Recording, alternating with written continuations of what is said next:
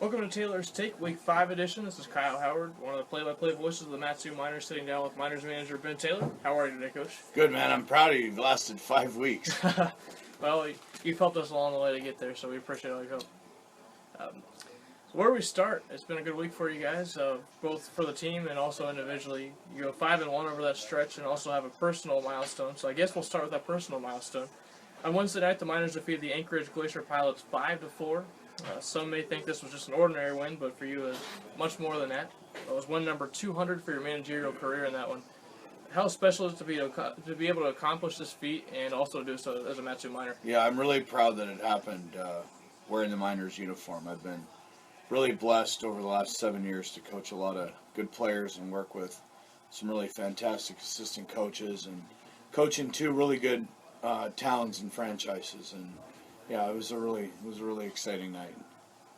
Fantastic. And your wife coming in the next day to visit that. Did you guys go out in town maybe and celebrate a little bit? No, maybe this coming week because it's our anniversary, but it's kind of business as usual. Well, congratulations on your anniversary also. Thanks, man. This week your team went 5-1 for the second consecutive week, making it your team 8-2 in the last 10. Evaluate your team's recent performance and including which ways you've improved over the past week as well. Yeah, July is the real test for a summer team. The honeymoon's kind of over. Everybody plays well in June, but you find out whether you're any good or not in July. And you guys have kind of embraced that and stepped up, and life is good right now for this baseball team. So you say a good stretch over the first week of July then? Yeah, absolutely. I'm really happy with July so far. Perfect. Tuesday night, the Miners defeated the Alaska Gold Painters 1-0 in 15 innings. Talk about your team's persistence in that win, and is this the longest game you ever played? Yeah, I think it is. The best part about that game is we went 15 innings, we didn't make an error, and this is a very good defensive team anyway. But usually something's going to happen, a mental lapse or a mental letdown or ball's going to hit a rock, and the guys really knuckled down, and, obviously the pitching was fantastic, but I felt like the defense, gave us a chance to win that game over and over and over again, and I was really proud of that. Third, the three thirds of the ball game, the pitching, defense, and hitting, and the defense really stepped up. Rick Pascal, namely in that one out of relief, worked 5 innings of relief. The first time he's had to work that long. Talk about his performance that night as well, and working in a normal closer's role and to work 5 innings of relief and get the win. Yeah, it was great. I mean, I only think he threw like 55 pitches or something. He threw a ton of strikes, and that's kind of what Brick does. And he started some games for them, for Paradise Valley during the year, so it wasn't super foreign to him. But that's Brick. He'll do whatever it takes to help his team win, and we're really lucky to have somebody like him on our club. Staying on the same topic, your pitching staff continues to dominate. 2 more shutouts for them this week, which makes 6 for the season now, just in 28 games now. What is it about this pitching staff that keeps them so dominant each night? They want to hit. They want to hit, and they want to hit. They want to pitcher's beeps. That's all. It's pitcher's beeps. These guys, they compete with each other. They don't want to give up runs. They want to hit. They don't want to be the guy with the high ERA on the staff. They don't want to be the guy that gave up the 1 run. The relievers don't want to give up inherited runs. I mean, they just compete with each other, and it's really fun. Tanner Nishioka continues to heat up at the plate, making a case for why he should be in the lineup every night. Over the past 7 games, he had 381 with 2 triples, an RBI, 2 stolen bases, including stealing home.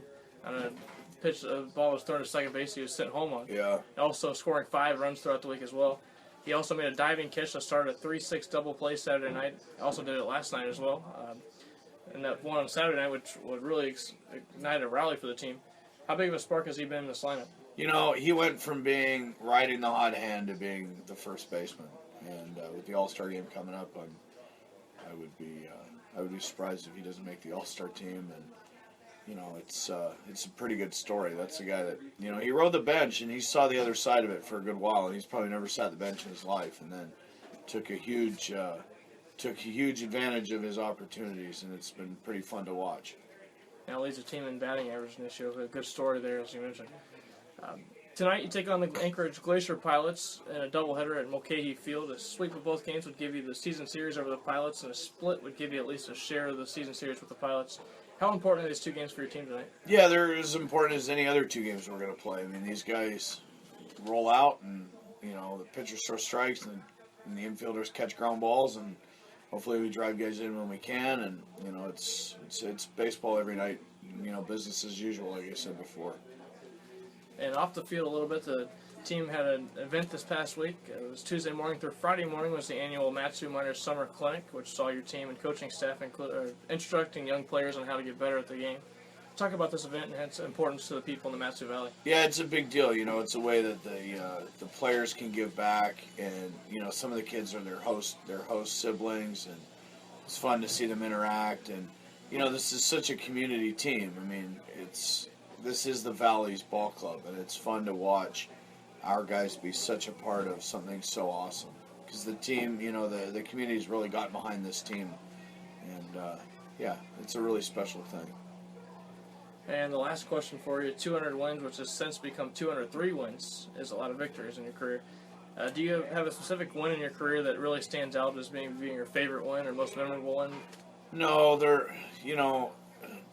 the funny one is the first one.